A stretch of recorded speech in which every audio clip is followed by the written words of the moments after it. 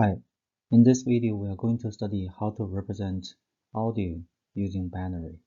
Because numbers and text are discrete data, so it is easy to give each of the number and the text a different code. But sound is generated by the vibration of air, so it is not discrete data. It's analog data because the sound is a wave, it's continuously changing.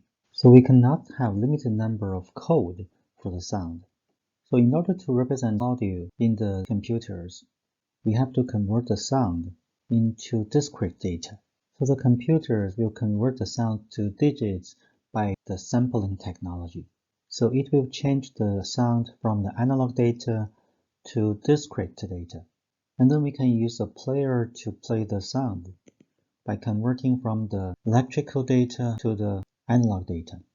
So this shows you how to convert analog signal to discrete signal by sampling. First of all, we split the sound wave into a number of pieces, and for each of the pieces, we call it a sample.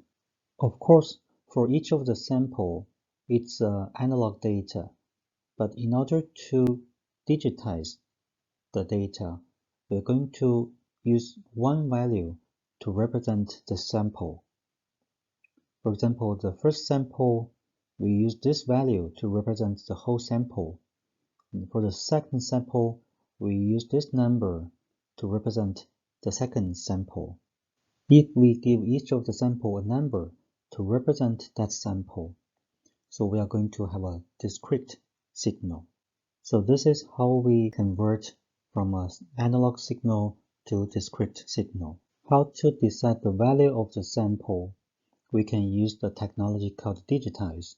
For example, for this sound wave, if we think the range of the sound wave is from 0 to 300, so we can say the value for the first sample maybe is 151, and the value for second sample maybe is 200, and the third sample maybe is 250.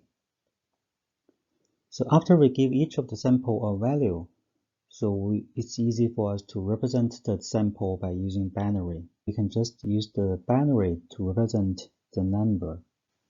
It is easy to understand that if we don't have enough number of samples, we are going to lose some of the original sound. So in order to improve the quality of the sound, we have to improve the number of samples. So higher sampling rate stands for better sound quality. A sampling rate of about 40,000 times per second is enough to create a reasonable sound reproduction. So this shows you the process of representing the sound wave by using binary. So this is the original sound wave, and then we can do the sampling, and then we can digitize every of the sample by giving the sample a value. And then we can store every of the sample into a file.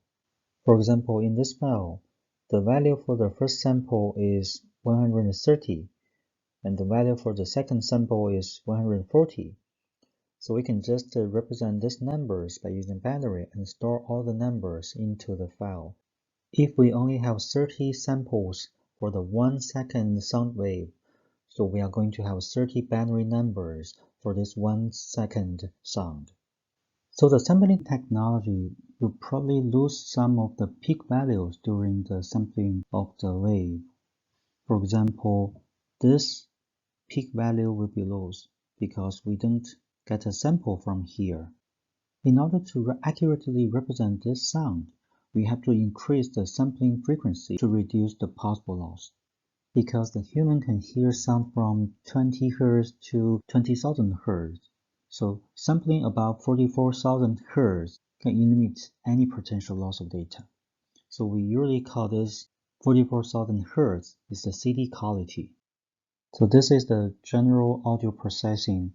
First of all, you use some devices like the microphone to collect the sound wave, and then you use some software to convert from the analog data into the digital data. And then you can use some other softwares to edit the digital data. And then you can play the sound by using some device. Here shows you some typical audio formats, like the WAV file, AU file, MP3 file. And the MP3 file is currently the most widely used audio format.